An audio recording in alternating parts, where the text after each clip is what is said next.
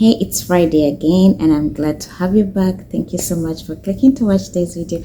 My beautiful, amazing name is Maria Nabukeera, and I'm so happy to have you. Thank you so much for coming back.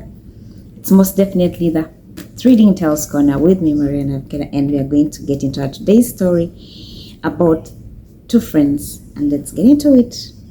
Once upon a time, there was a potter and his wife who had one child, a little boy.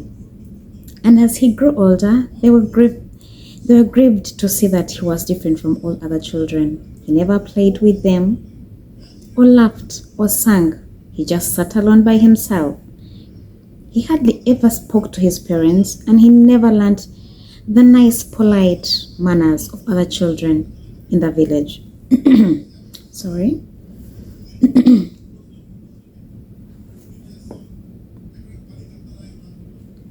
He thought all day, and no one knew what he thought about, and his parents were very sad. The other women tried to comfort the potter's wife. They said, "Perhaps you'll have another baby. It will be like other children." But she said, "I don't want another baby. I want this one to be nice." And the other men in the village tried to cheer up the potter, saying, "Our boys often become great men," they said. And one old man said, "Leave the boy alone. We shall see whether he is a wise man or a fool." The potter went home and told his wife what the men had said, and the boy heard him, and it seemed to wake him up. He thought it over for a few days, and at last, one morning, at dawn, he took his stick in his hand and went into the forest to think there.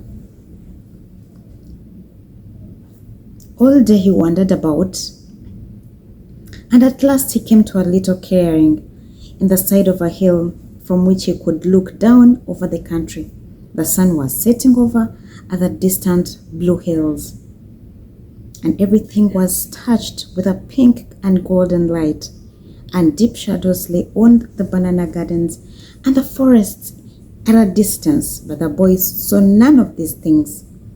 He was footsore and weary and miserable, and he sat down on a foreign log, tired out of his long day in the woods. Suddenly a lion came by. "What are you doing here alone?" it asked. "I'm very miserable," said the boy. "I have come into the forest to think, for I do not know whether I am a wise man or a fool."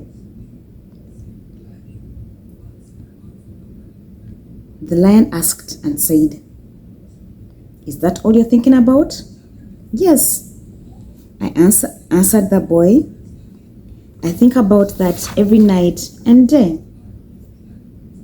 "Then you are a fool," said the lion decidedly. "Wise men think about things that benefit the country." And he walked away. An antelope came bounding out in the clearing and stopped to stare at the boy. "What are you doing here alone?" he asked. "I'm very miserable," answered the boy. "I don't know whether I am a wise man or a fool." "Do you ever eat anything?" said the antelope. "Yes," said the boy. "My mother cooks twice a day and I eat." "Do you ever thank her?" said the antelope. "No, I have never thought of that," answered the boy. "Then you are a fool," said the antelope. "Wise men are always grateful." He bounded off into the forest and got lost therein.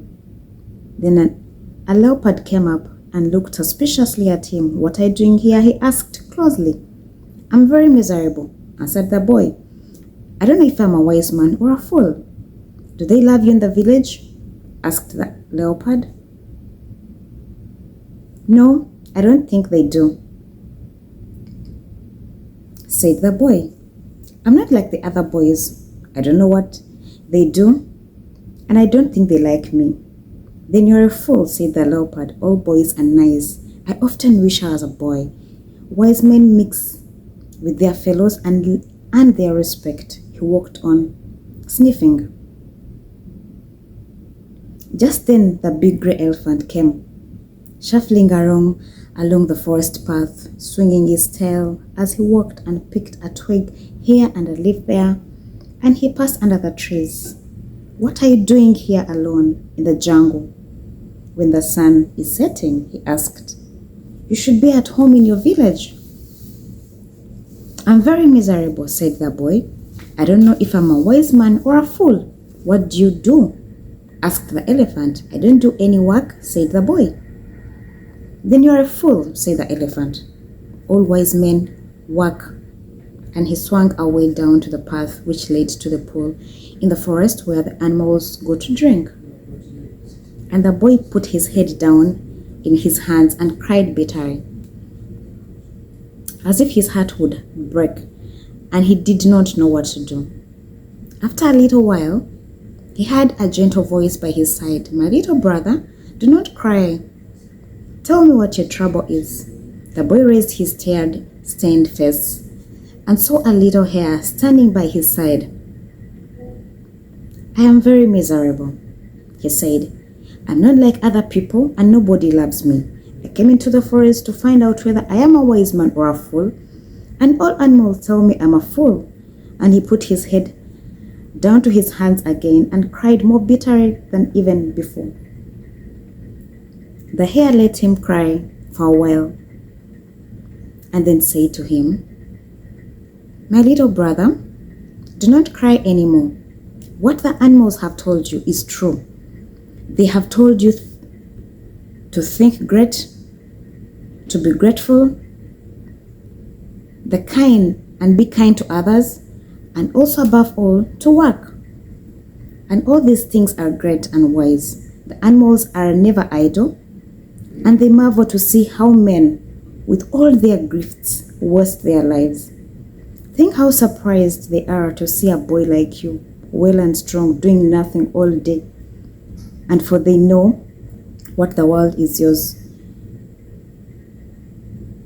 And they know the world is yours if you will make it so." The sun had set behind him at the distant hills, and the soft darkness was falling quickly over the forest.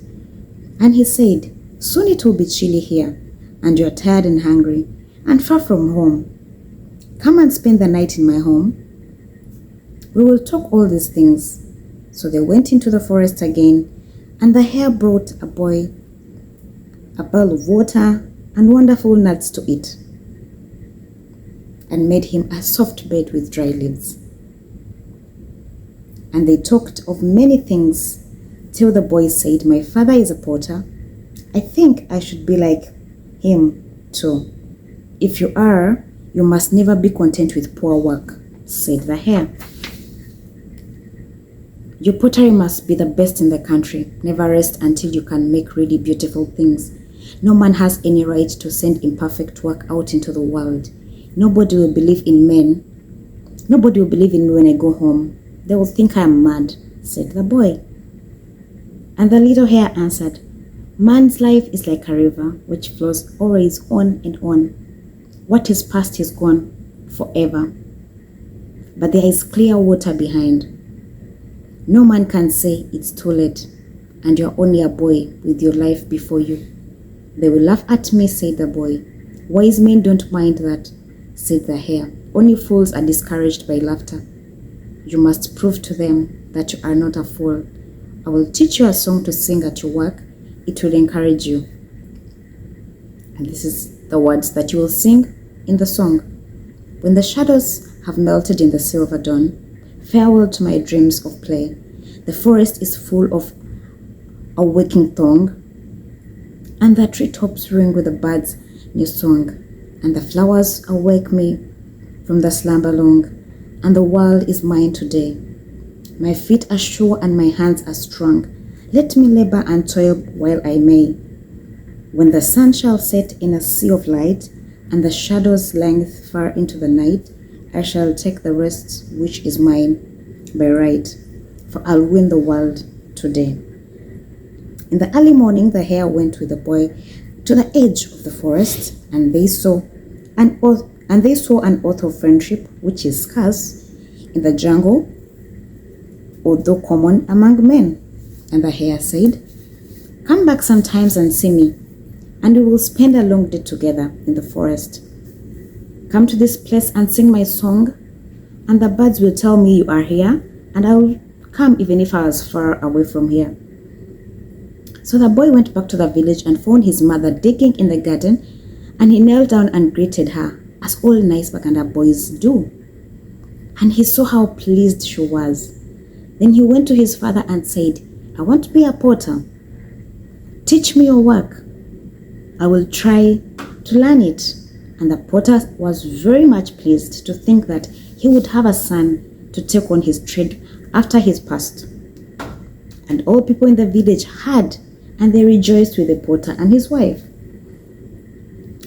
And the boy worked hard, and in a few years later, he became a famous potter, and people came from all parts of the country to buy his pottery. For everyone knew that he never sold anything that was not beautiful and well made. He made beautiful black pottery, and sometimes he put some signs in white on it, and everything he made was good.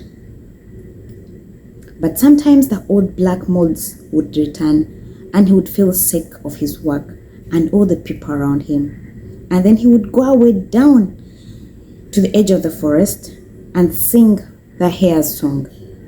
And the little hare would come running down the forest path, and the two friends would spend a long day together while the man would shake off his heart and all its sorrows to the hare.